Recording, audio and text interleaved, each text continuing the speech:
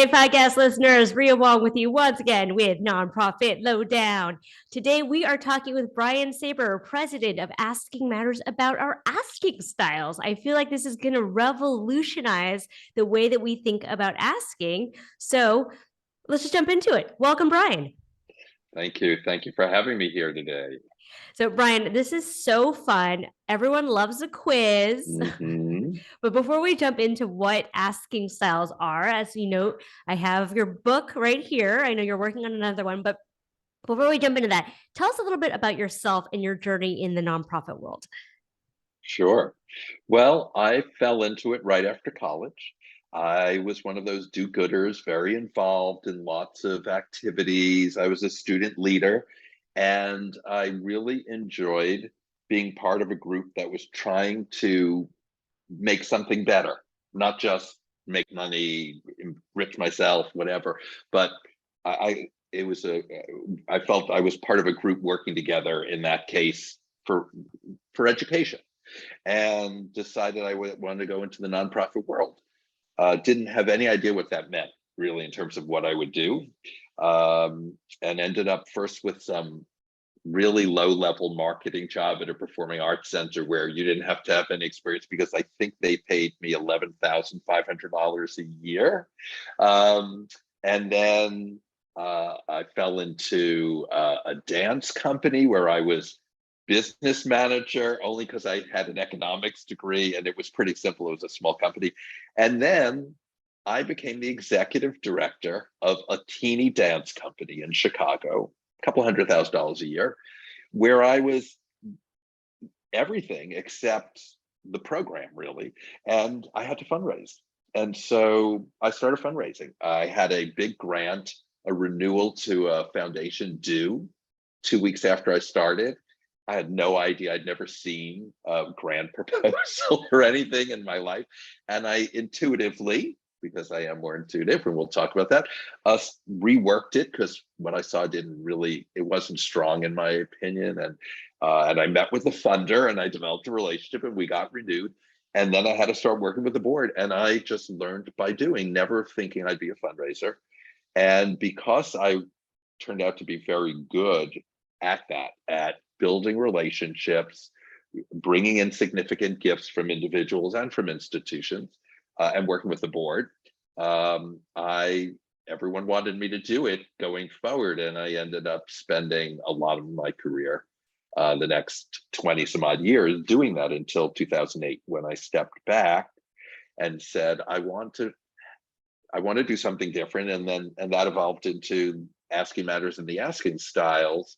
Because I felt our field needed so much help trying to be more comfortable and more effective doing the work that I did. Okay, which so is many so things. hard. So that's my whole. Yeah, no, because the thing is, like, so much of what you're saying echoes my own experience and so many others out there as accidental fundraisers, right? Yes. Like, we are tasked to do these jobs. Yes. We don't really receive formal training, and it feels a little bit like sink or swim, right? Like, you either are good at it or you decide it's not for you and you leave the field. So let's talk about asking, because I know solicitation is a thing that creates so much anxiety for people. I literally have had board members who said, I will do anything but ask for money. Exactly. Why is it that you think asking creates so much anxiety for people? Well, there are many reasons. When we're looking at board members, the big issue there, and it's a huge bone of contention for me, is that we ask our board members to step on relationships and ask the people they know for what turn out to be these transactional gifts. They give the gift because of you. They don't really care. Maybe they ask you to give a gift in return. The whole thing is very awkward. And most people don't want to step on their relationships, have that come in between them. So there's a big piece there.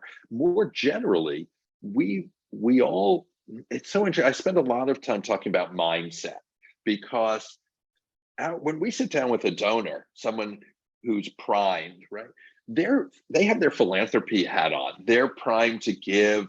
They're coming from a place of generosity, hopefully, right? And we sit down with all of these other issues, all this other stuff in our head, including our relationship to money, how we grew up talking, not talking about it, how it impacts our lives, our sense of our money versus other people's money, and so forth. And on top of that, we have what most of us have: a fear of rejection, a fear of doing things poorly, uh, being awkward, making a mess up on behalf of the organization, right? Not wanting to just screw it up in general.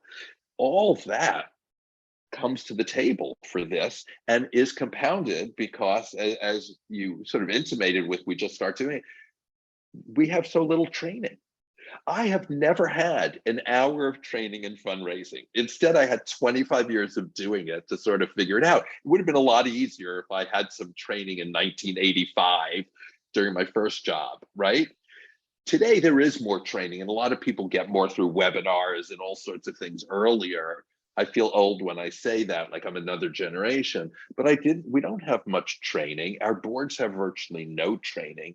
And this is not easy stuff. This is the hardest, I think it's the hardest fundraising because it involves relationships. Oh my Right? gosh, Brian, So, Brian, for the podcast listeners, you can't see me. I'm just nodding emphatically over here because I double click on everything you just said. I mean, as yeah, people who've been following me for any length of time know that money mindset is one of my seminal trainings, right? Because I don't think you can be an effective fundraiser until you unpack your own stuff about money, your right, baggage, your trauma, the stories that you tell, the stories that you tell about other people's money, right?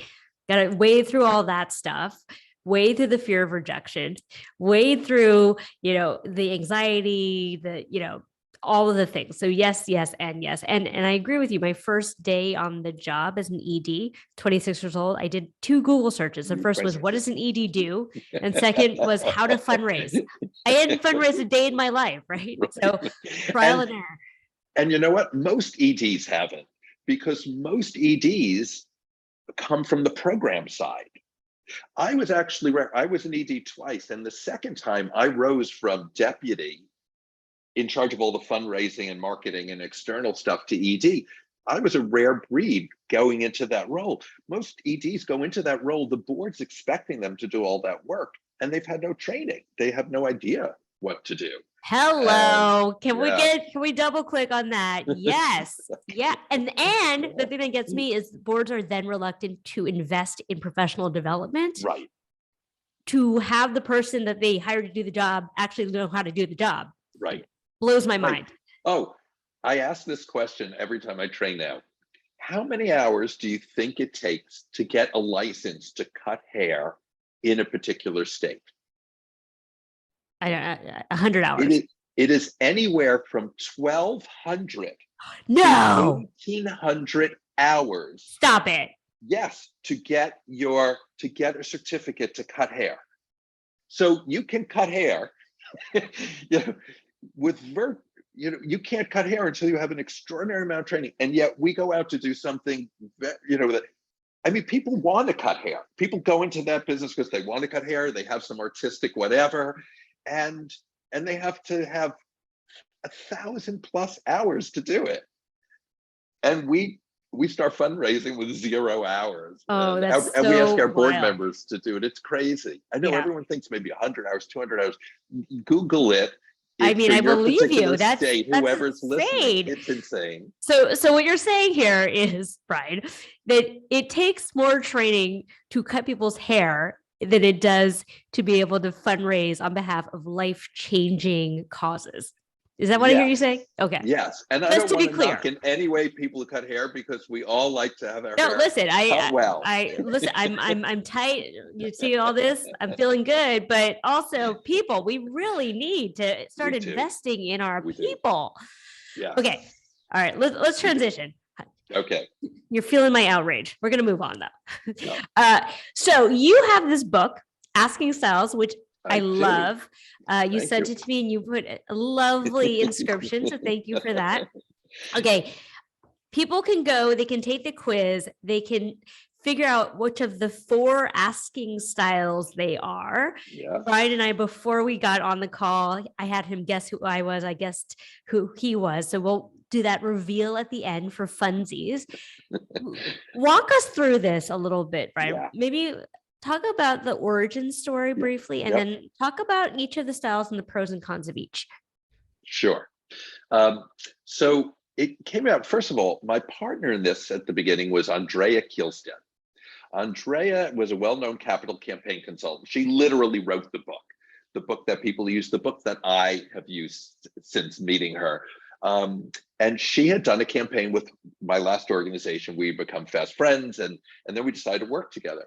And she'd been noodling with this idea that there are temperaments or something. And I said, let's take that. Let's see what we can do with it.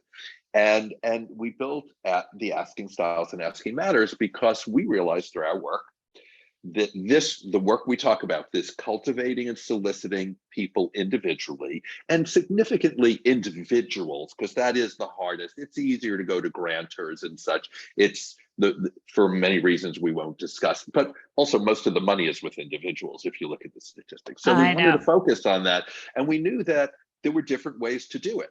No one had it all. Right. I never had it all. I had certain strengths. I played to my strengths. I tried to compensate or partner where I didn't. And we wanted to help people understand what they brought to the table and really be proud of what they had, and then try and figure out their challenges. And we thought, well, what are the characteristics that most impact someone's asking style? And we thought, well, it's first how you interact, maybe mostly how you interact, because we're talking about relationships, whether you're an extrovert or an introvert, right? Where on that spectrum you are. And of course, people have these gross stereotypes of all of these things, right? So showing my age, I use as an example for the stereotypical extrovert John Candy from Planes, Trains, and Automobiles, so in your face. And you could use Michael Scott from The Office, right? Everyone knows that character. And that an introvert, someone like Shrek, hermetically sealed, someone who never socializes, neither of which is true for 99 and 9/10% of the population. So it's how you interact. And then the second characteristic is, how do you think?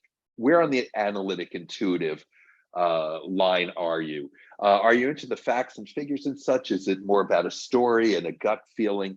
Because that's going to impact why you came to this organization in the first place as either a staff member or a board member, why you're passionate about it, and how you're going to talk about it. When we put the two together, we get these four styles: Rainmaker, Go-Getter, Kindred Spirit, and Mission Controller. Now, no one fits cleanly in one box. And as you know from taking the quiz, we have a primary and a secondary. So it gives you a little more nuance.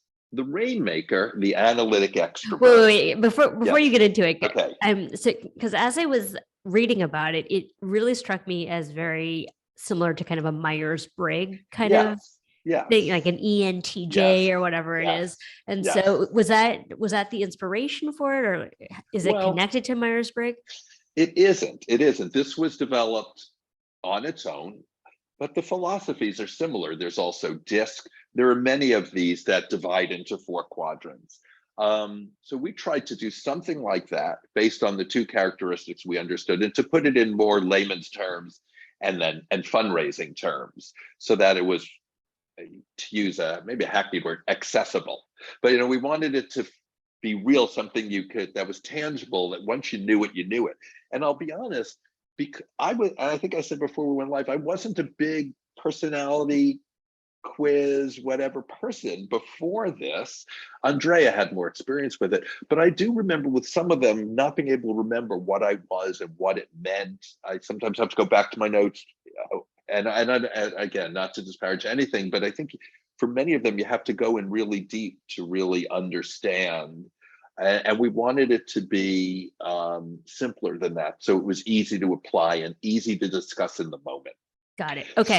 So yeah, and I hope that's not too much background for No. So yeah. But So the I'm whole excited. philosophy of what we do is that it's pretty straightforward and usable. No jargon, no whatever. Yeah. So, okay, cool. Let's dig into the four types. Okay. You could just quickly walk us through sort of the characters, pros and cons of each of the profiles. Okay. I guess let's start with the Rainmaker. So it's funny. I always go like this, counterclockwise from the top. And someone said, "Why are the introverts last?" Oh, I don't know. Someone just said that to me. I said, I just always systematically went clockwise from here. I can't tell you why. Okay. So Rainmaker, the analytic extrovert, competitive, driven, keeps their eye on the prize, always watching the goal, asks the question, what's the goal? The goal is going to drive the rainmaker, and it has to be quantitative, because you have to be able to assess. That's how the rainmaker assesses whether the goal has been reached. Okay, we made five, we closed 5 gifts. We raised $100,000 for our investment account, whatever it is. So great skills in moving forward, keeping their eye on the prize, and such. Short on process. Short on process, doesn't like to spend a lot of time. I can always tell my rainmaker donors, though of course they're not asking, but everyone has one of these personalities, right? The rainmaker donor is the one who says, let's just get to the point. You don't, I don't need a lot of chit chat first. Why are you here? And often, in a way, cuts off the wonderful story I was going to tell. Anyway, that's the rainmaker. The go-getter, our intuitive extrovert, is big picture thinker, passionate, makes friends easily, lots of ideas, and brings people along through their enthusiasm, which is so exciting. And I have to say, I love go-getters. Many of my favorite people are, and I love them until they drive me nuts, including Andrea, my co-founder, who had tons of ideas. And eventually we realized, I think it's in the book, that I don't want to reveal my style yet. I guess I'm not supposed to reveal it, but we had a different approach to process into these ideas, and I needed to step back and really think about them. And we finally realized our meetings had to be a little shorter, because I had to be able to digest everything she was telling me. So that's our go-getter. Our kindred spirit, our intuitive introvert, is the feelings-oriented, wear your heart on your sleeves person, who's there, can be oversensitive, but very sensitive, and is sensitive to others, is caring and thoughtful. How can I make sure you feel good about your contribution? I want to make sure you're heard. How would you like to be thanked? What can I do for you to show our appreciation, and so forth? Those are fabulous skills for a fundraiser, very different from a rainmaker. Not saying a rainmaker can't be caring and a kindred spirit can't be goal-oriented, but we have our niche, right? So those are the strengths of the kindred spirit, but the kindred spirit can be, can look at negotiation as conflict, right? May want to steer clear of the more difficult questions, may want to put a number on the table that's a little low to make sure they're not going to get any pushback, things like that. So those are some challenges for the kindred spirit. By the way, in terms of the go-getter, besides ideas and such, go-getters often talk too much. It just, and we know listening is so important in fundraising, and go-getters can overshare that way. Mission controllers, our fourth style, that's the analytic introvert. That's the Eagle Scout, the one you can always depend on to keep their eye on what's happening, very systematic, methodical, planful. They're always going to ask, well, what's the plan? What's the plan? How do we make this happen? And the best listeners, most likely to sit back and listen rather than talk, which, as we know, and you and I have discussed, is so key to fundraising, listening and learning. So in question terms, the rainmaker is going to ask, what's the goal? Quantitative. The go-getter is going to say, what's the opportunity? What's the big picture vision? Not as concrete, but exciting. The kindred spirit is going to say, what about the people? Are we serving people the best? And the mission controller is going to say, well, what's the plan? Can we get it done? So, right, okay, the goal is great. Can we get it done? Great that you see this opportunity. Can we do it? How do we do it? We want to serve the people. How do we do it? So it's a checks and balances, actually, when you have everyone. Okay, so many questions. So Okay. Are you one forever and ever? I mean, can you change over Yeah. time? And Well, can you have a second complementary style? yes. So let me answer the secondary. You do have a secondary, and anyone who takes the quiz will get a result. And it might say your primary rainmaker, secondary go-getter, which says your extroversion is really the primary characteristic, right? How you interact, but that you have some of the analytic and the intuitive. Or it might say you're a mission controller, kindred spirit, right? Much more introverted with some of the intuitive story along with your analytic fact side. And we did that because we don't think anyone fits cleanly in one box. And we don't want, and also depending on who you are, some people are going to be like really in a corner, uber something or other, hardcore up there. Many of us are more towards the middle, and depending on the situation, it's much easier for us to use more or less of our toolkit, right? Because we all have some of all the characteristics I mentioned. And some people who say, I'm really not sure which one I am, are almost right here at the origin of the axes, right? Where they really have a balance of those. So the first question is, yes, you do have more than one, and we say it's a secondary style. Can you change? No. You are who you are, but you change how you act. You learn skills. You learn how to deal with some of your own challenges and make things comfortable for you. You become an executive director and you have no choice but to focus on plans and budgets, and you learn how to do it even if you were a major intuitive before. You learn how to do it, or you find someone to do it for you. But people don't generally at the age of 30 become analytics if they're not analytic. Yeah. There's some play you might get more comfortable with your own gut over time, and you may rely a little less on the analytics. But I think we are who we are. And I will say here, a few years ago, because I get that question a lot, I looked at Myers-Briggs and what they do. I hadn't before, and they say the same thing. They say, we believe you basically are who you are and you learn how to act in the world. So I'm assuming DISC and all the others do as well.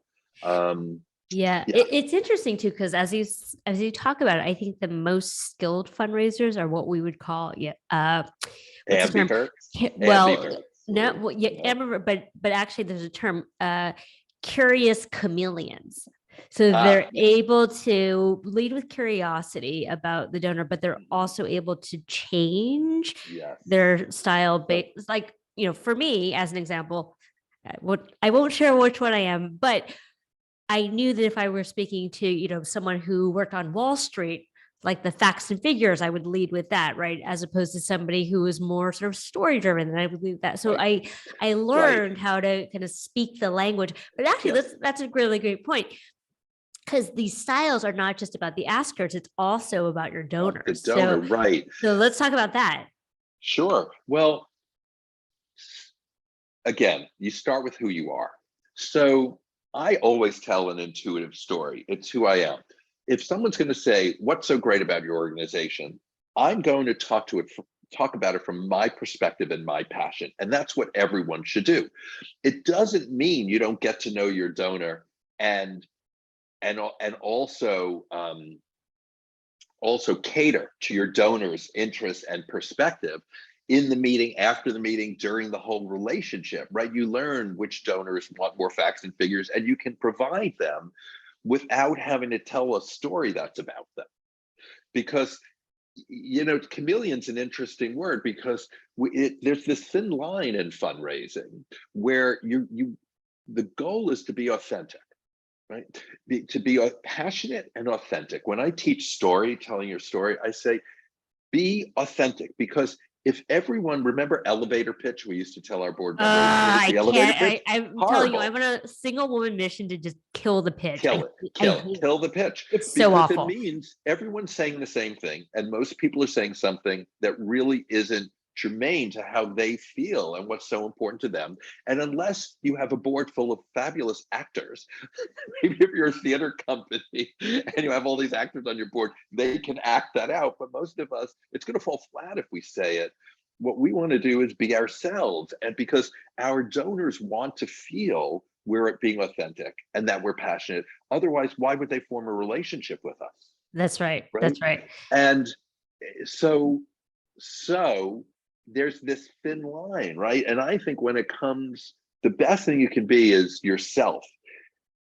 But part of best practices in fundraising is understanding your donor and also bringing that to the table. That's legit.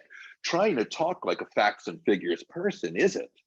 Bringing the facts and figures and saying, I know you're interested in them, here they are, is makes sense. Yeah, absolutely. Right? And actually, Yeah. I just want to make sure that we lift that point up too, which is you have to know who you are and lead with the authenticity, because the number one thing that people can sniff out is BS, right? They know when you're Yes. being fake. They know when you're Right. trying to network them. I mean, you Right. can smell it a mile away, especially New Yorkers. New Yorkers have a very finely tuned BS I like they do. radar. And who wants to build a relationship with a faker?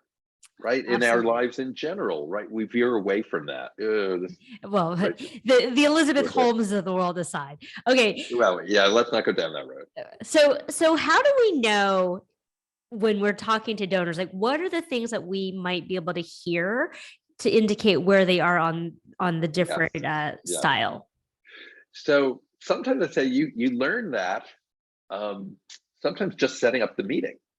So you reach out to your donor and say, I'd love to sit down with you to bring you up to date on what we're doing and ask for your feedback, whatever that is. Or I'd like to sit down and ask for a gift. Well, the Rainmaker is going to be, okay, let's get out our calendars and probably give you less time than more, right? The Go-Getter, oh, sure, great, and open to it. Let's meet, because the Go-Getter is going to enjoy meeting overall. The Kindred Spirit will probably meet to come through for you as the donor as much as anything. I know it's important to the organization, so I'll meet, and you may hear some of that message. And the mission controller will go along with it, but is the most likely to say, send me information in advance. That's the other thing. Go-getters, oh, just come meet with me. Polar opposite mission controller donors, sure, can you send me a proposal in advance? Which I try not to do, right? And I try, but they're the most likely to ask for that. They may ask for facts and figures, right? The analytics will ask for more information. So you can sometimes tell just by setting up the meeting.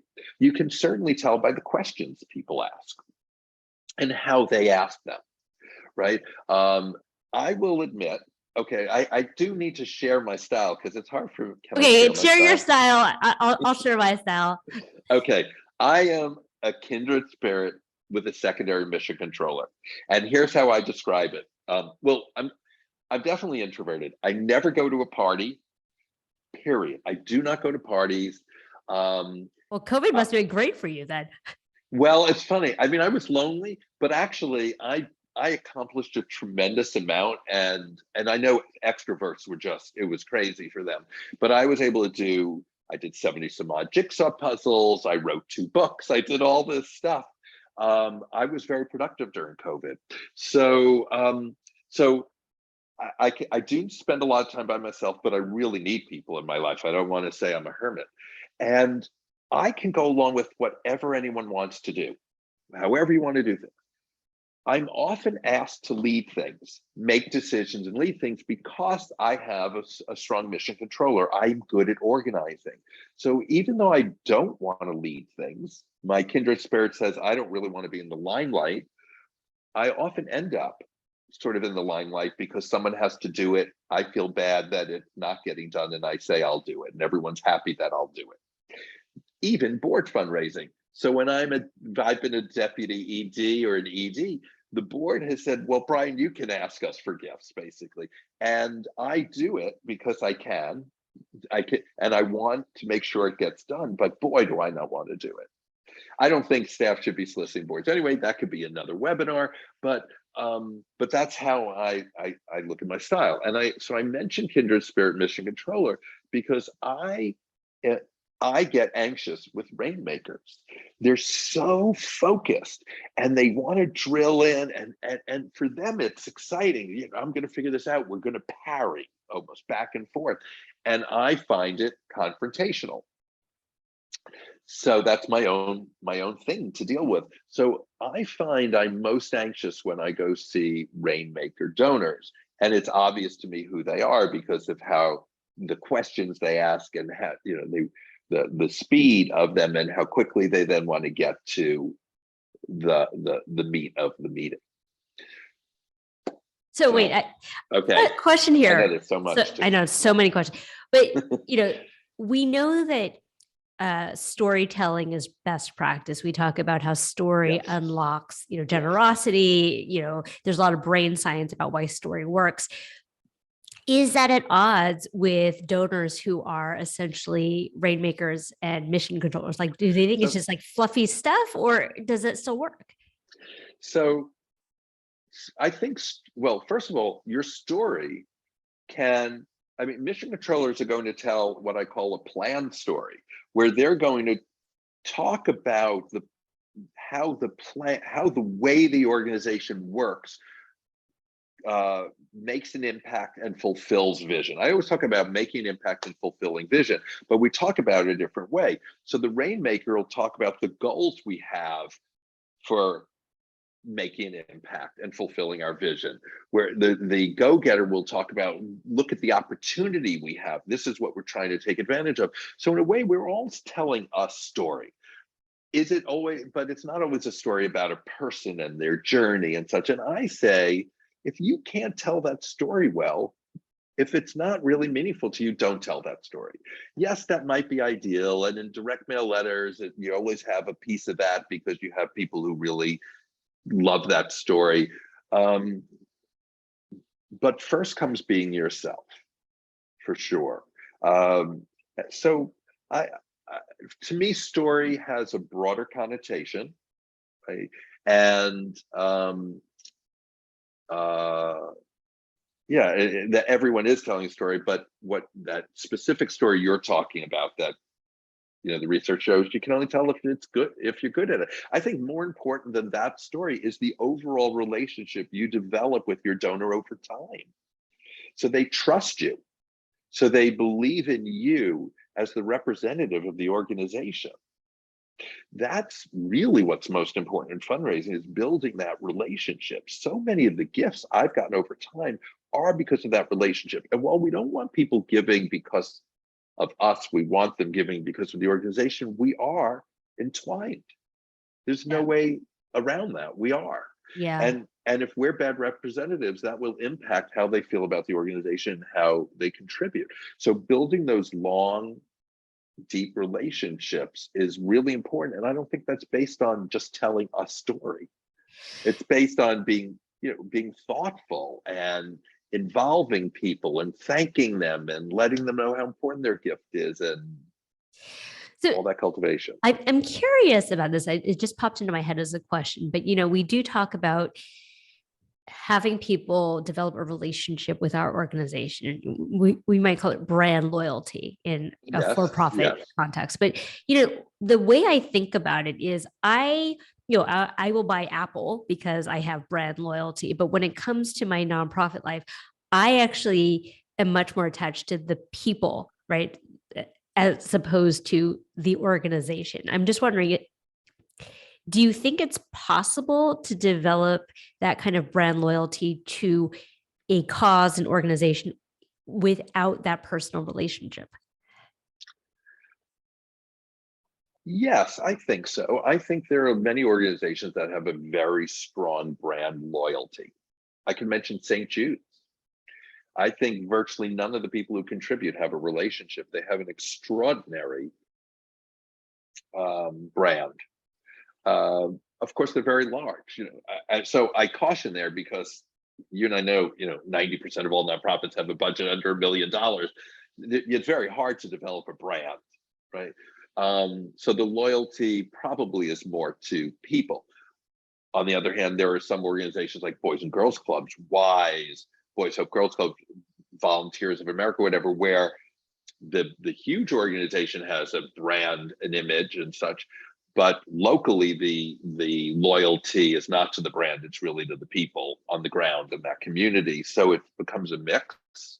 But it's hard for most of us to fundraise without the relationship, the personal relationship building, and the loyalty to the relationship. Yeah, Getting to know the ED or president and supporting their work. Yeah. I mean, ultimately, this is a people business, right? It's a It relationship is. business. We're helping people, right? So people want to know who's helping the people. 100%. So Yeah, yeah, let's talk about partnering up. So yes, so I will share because you shared. I am yes. a go-getter, which maybe is not a surprise to people. Um, and my secondary is intuitive, which actually I would not have guessed. I would have guessed my secondary was mission control, but anyway. Ah. Oh, Um, well, you can't be diagonal. They have to be, oh, you can't. Okay, let's talk about that. they Why have can't to you be be gender, diagonal? because then you're basically everything, and then it's just a mishmash. Well, maybe I just am everything, Brian. Well, then maybe you're here. No, we give an adjacent one because it gives you a sense of which of the two characteristics might be more dominant, I see. right? So what we're saying here is your intuition is really strong. That you're more in the middle of introvert extrovert, but the intuitive, well, you could be here, but the intuitive is really strong, and that keeps you on this side of of the graph, Got it. right? If your secondary was rainmaker, it would be saying the extroversion's really strongest, but you've got more of that analytic side. Got it. Got it. Got it. Yeah, Okay. yeah, So if we take this quiz, which I hope everyone listening to this does take, how do we shore up for, I don't want to say weaknesses, that's a strong word, but our areas of growth? Like yeah, how do we team up so that we have someone who is, yeah, making up for where we might be lacking a bit? yes. So I'm a big fan of partnering, by the way, partnering on relationships and on asking. I think I often recommend to organizations to cover less ground, but to cover it more deeply. That um, for a lot of reasons. From the donor point of view, if there are two relationships between the donor and the organization, that strengthens the bond right away. And secondarily, there's a lot of movement on our side. A lot of fundraisers come, they go, board members come and go. And having two relationships ensures that there'll always be one. How many of our donors fall off the grid because the person they were close to has left? And it's so the goal always is to first keep the gifts you have, keep the donors you have. So I like two for that reason, from that point of view. But also as a fundraiser, I like it because someone compliments me. It's more enjoyable to do it together. It's more enjoyable to be in the meetings. We often don't know our donors as well at the ideal level when we go to talk to them about a gift, right? And we don't know who they're going to cotton to more, who they're going to just jive with more in the meeting, or who would have the answer to the question or be a better person to answer it. So I like this idea of partnering. Now, in most organizations, you go with whoever you got, right? You, you don't even have a fundraiser on staff. You're the ED, you're doing it all. So if you're going to go with anyone, it's someone from the program side, or maybe it's your board chair. So you have what you have. In that case, you use the styles to understand better how the two of you would work. So you can figure out who plays which role in advance and be more strategic. And you might be able to take into account your donor. So you might be a rainmaker and a go-getter going out together to see a mission controller. Well, what does that mean? First and foremost, do not hijack the meeting. You could just do all the talking. Your mission controller is going to take more. By the way, extrovert versus introvert. Extroverts talk to think, introverts think to talk. Very important. Extroverts talk to think, they process out loud. Introverts like to first think and then talk. And it means a slight lag often after you've asked a question, sometimes a long lag, right? And the extroverts can end up filling the space needed for introverts to think and then respond.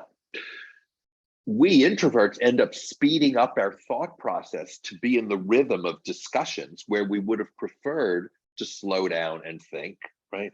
But if we do take the time, that gets filled in.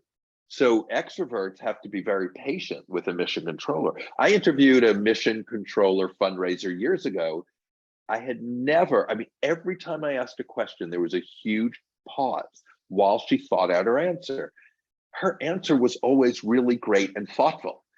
Sometimes, you throw an answer out and you want it back.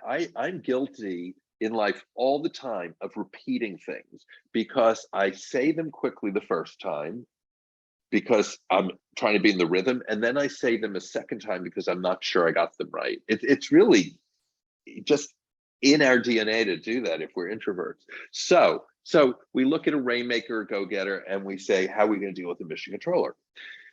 And how are we going to deal with each other? Now, my great partner in fundraising, if people are listening from Chicago, he's Ron Manderscheid, who is the head of Northwestern Settlement House for almost 40 years, and I worked with him for 30 on multiple campaigns, more than 1,000 meetings together. He is a go-getter, like you, secondary kindred spirit. I'm kindred spirit mission controller. He, as the extrovert, was good at opening the meetings when sometimes it would be awkward for me and I would need just a little bit more time to settle into, let's say we went to someone's house to feel comfortable and get into the rhythm. He also knew many of the donors better as the president. So he was very helpful, but I always said, oh, it would be amazing if you were a rainmaker because neither one of us had the analytic. We were both intuitives. But we raised a ton of money being intuitives, even seeing analytic donors, because to the point we made earlier, we catered to them. We knew they were and such. So we can use them to figure out who our best partner might be. If there's a situation where all things equal, you can go with someone diagonally across the grid, great, because that means that you have you've covered all your bases. But the reality for most of us is that there's someone, we have to go with who we've got, and then we figure out how that works for us. I also just lift something up when I was reading your book that just made me giggle about after the ask, saying nothing and having a glass of water to take a sip. You might take many sips, but let's talk about the power of silence for a second. Yes. I did not come up with this, but boy, do I love it. And this has been my number one prop in my entire career. Because once we ask for a gift, which is the hardest thing to do, it is the hardest. When you consider a gift of $10,000 for our capital campaign, the next hardest thing is being silent while the donor considers it.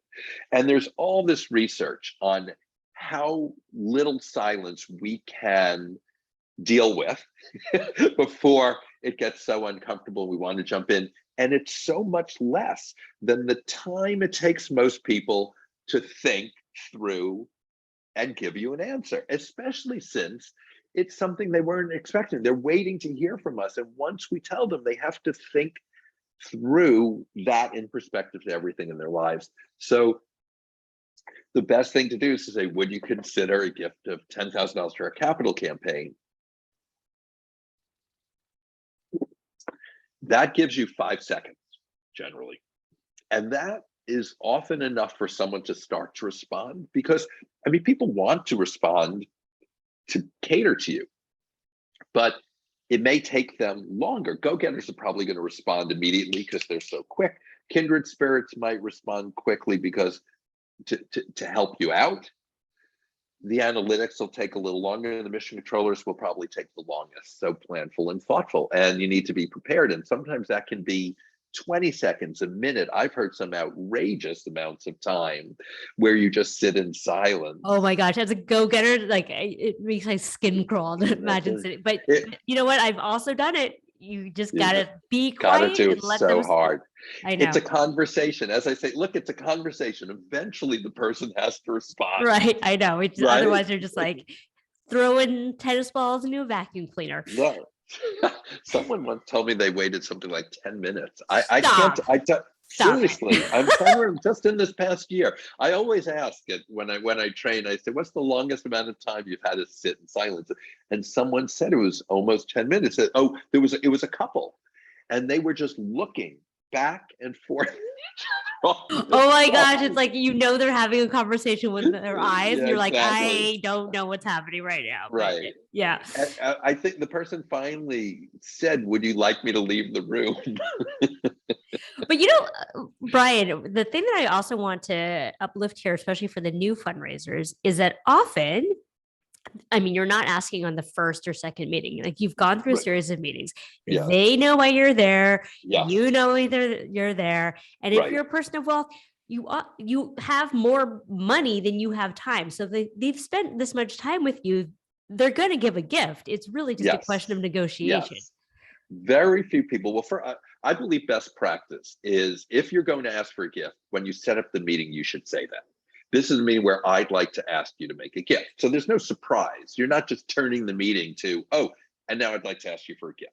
They're waiting for it. And very few people will take that meeting if they don't intend to give a gift.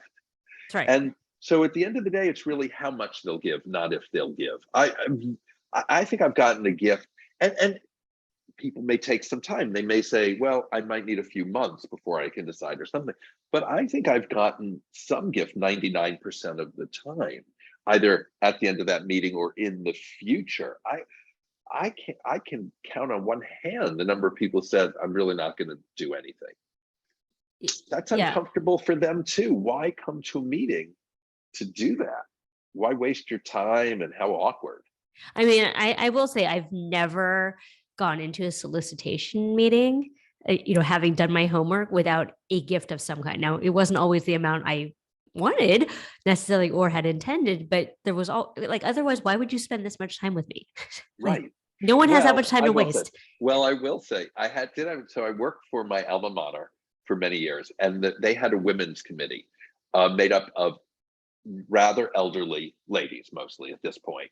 They were young in 1948 or something, but by 1980, they We were were all young at one elderly. point, Brian. Yes, exactly. A lot of widows.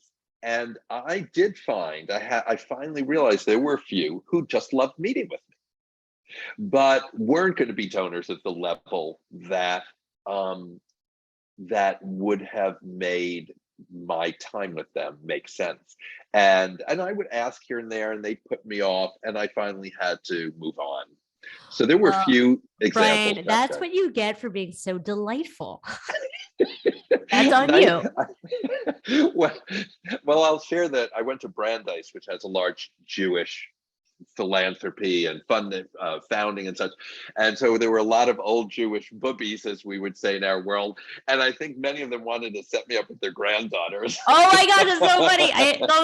So when I first moved to New York, I lived in Stuytown before it got fancy, and I was like riding up and down the elevators. And every week, I swear to you, some old Jewish grandmother would try to set me up with her grandson. Like, you seem like a nice Right. girl. You seem like a nice Yeah. girl, right? I was a nice young gentleman. So yeah, I did get some of that. Okay, I think we have time for one question. So Erica has a really great question. Erica, do you want to jump What's in that? here with yours? Sure, I'll jump right in. Hi, Brian. This has Hi. been so insightful. And I'm Great. excited to get the book so I can take the quiz. Wonderful. I'm By the way, wondering, you can take the quiz without the book. I don't want you to feel you have to buy my book. Okay. You take the quiz at quiz.askingmatters.com. It's free for everyone. Okay. And then hopefully you want to buy the book. Okay, great. Thank you. Okay, so we're just beginning to make those major gift asks. Mhm. We've had a bit of it in the past, but I'm curious to know, you're talking about being in a meeting with somebody, there's an expectation that an ask will be made, right? Like, why else are you in a meeting together?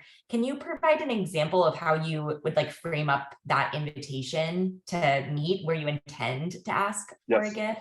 Yeah, I would. Well, first of all, how do you communicate that as part of the asking styles as well? So I always email. Email has been my friend for 20 plus years because I don't like the phone. I find it very awkward. Ron, my buddy, he always would just pick up the phone. I always want to email and lay it out and say, this is where we're at. We know you care. Would you consider meeting with me so I can talk about where we're at and ask you for a more significant, if they've already if their giver's already a more significant gift. I try not to ever discuss the amount before we actually meet, but I want them to know and put it in that perspective. And it's always, would you consider? The ask is also, would you consider a gift? Because would you is conditional, and most people would consider what we're asking them to do. Would you consider a gift? I'd never call it a pledge, a donation, an investment, a gift, because says positive things. So the letter or the phone call might say, would you consider meeting with me to discuss a more significant gift to the organization? You've been so supportive, etc. Does that answer your question? Oh, you're muted, Erica, or I've muted you. Oh, sorry. There you No, are. that's great. Thank you so much. You're welcome. Okay, we have time for one last question. Sharon, jump in here and ask your question, and then we'll have to wrap up. But Brian, we can talk to you for hours. Sharon. Hi, Brian. Yeah, Hi. I would also love to meet with you if someone would set us up. So lots to talk about. I am curious about your perspective, and Ria too. We all know the importance of relationship building. It's key. It's the crux of all of this. But nowadays, after 3 years of pandemic and everyone's so busy, it is really hard to have multiple meetings and build those relationships with certain donors, especially if you've joined an organization and only have had, say, the last pandemic years. Yeah. So hard. And so sometimes we feel like we just landed it. They'll get on the phone, they'll get on Zoom, or they'll do that coffee. And we don't have so much time to build up to an ask. Do you have any perspective on that moment? Should you just leave it? Can you do it in the right way? So a couple of things. First of all, boy, are we lucky that we had video technology for fundraising during the pandemic, because there's no question that meeting in person is the ideal. We never could always meet in person, and we always had to default to the phone or maybe an email conversation, which was worse. I mean, I will default to the phone from meeting in person, even though I don't like phone. But having video chat really helped, because there's nothing like seeing the other person's face and being able to read it. So thank God we have that. And many people have closed countless gifts by video chat, but we get less time. Right? We're not going to have an hour on a video chat or an hour and a half over lunch or 2 hours. So we are learning less. But almost to your point, I think people are expecting a bit less because lives are busy. And I think my rule of thumb in fundraising forever has been, if it's on my mind, share it with the donor. So I might say, I know things are busier. Exactly like what you're asking me. I know things are busier, but there's nothing like spending the time together to get to know you and for you to know the organization. I would love to spend that time. If you don't have as much time, do you have a shorter amount of time? And how do you feel if we've spent less time together and then I ask you for a gift? I ask permission to ask. So I might say, if I'm not sure where the donor's at because I haven't had as much of that rich interaction with them, I will say, I know you love the organization, you've got a history and such, but I don't know if you're ready, right? I know the pandemic has thrown everything up in the air. Would you be ready for me to ask you, or would you rather I wait? Most of the time, that alone helps people come to the table, because you're giving them the space and they can come to you. And so I'm finding that I've always felt that was a good way. And with the pandemic and all the challenges you're talking about now, which are real, I think it's helpful to just put it all on the table. And I think you can get far that way. Yeah, I would agree with that. I mean, I think kind of signposting how much time you're actually going to ask for is really important, especially in the super busy days. But it's so interesting. I've actually done a bit of fundraising recently with tech people, and they operate completely differently. Like, all of the playbook is out the window. They're like, text me, let me know how much you want, and I'll let you know. I'm like, I don't know how to deal with this, right? But we've landed like 7-figure gifts via text. It's bananas. So all to say that I think that there's a whole other generation coming out that is different, right? They're much less likely to want to have a conversation. They're much less likely to want to spend actual one-on-one time. They're, and then depending on where they are, tech, finance kind of comes to me as 2 obvious examples, much more analytical and much more likely to make quick decisions with less touch point. Yes. So things are moving faster, because everything in life moves faster now. Yeah, I Yeah. feel like we need to do a case study on raising money from tech people because I just did this experience and it was wild. I was like, literally everything I know about fundraising has now just been short circuited. I don't know anything anymore. Okay, last question for me, Brian. This is a fun one. If you had a metaphorical billboard that you could communicate anything to the world, what would be on your billboard? Wait, so if I had a billboard and could communicate anything to the world in this realm about what we're talking about, This or anything that you want to communicate to the world.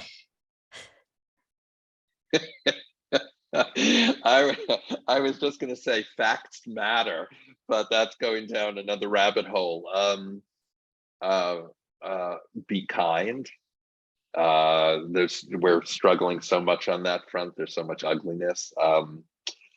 I don't know. Related to fundraising, of course, I'd always say asking matters. You know, you got to get out there. Get out there. Just do it. Or I'd actually, we came up with all these slogans when we started, and one of them my son throws back in my face all the time. So, you know, as any good child, he asks for money all the time. Can I have money for this? Can I have money for that? And I often say no, and he'll say, well, as you would say, Dad, don't ask, don't get. Oh God. Oh, they're listening, those kids. Yeah, he's listening. Don't ask, don't get. So I might say that. Don't ask, don't get. Yeah, that's such a good one. Right. Don't let the fear of rejection keep you from asking, for sure. Right. Okay, Brian, if folks want to get in touch with you or if they want to take the quiz, where can they do that? I'll make sure it's in the show notes, but where would be the best place for folks to connect with you? Well, probably quiz.askingmatters.com is a great place to start. And you can go to briansaber.com as well. Very good. I'll make sure it's all in the show notes. Brian, thank you so much. This is so fun. Thank you. I learned so much. Thank you all. To all my go-getters out there. And now that I spent an hour with all of you, I'm going to sit with my word puzzles for a while. Oh, I won't tell you today's wordle, but it's a good one. I got it in 3. Yes, it was a good word. Yes. Okay. All right. Take care, everyone. Good luck to everyone with your fundraising. Bye-bye. Bye.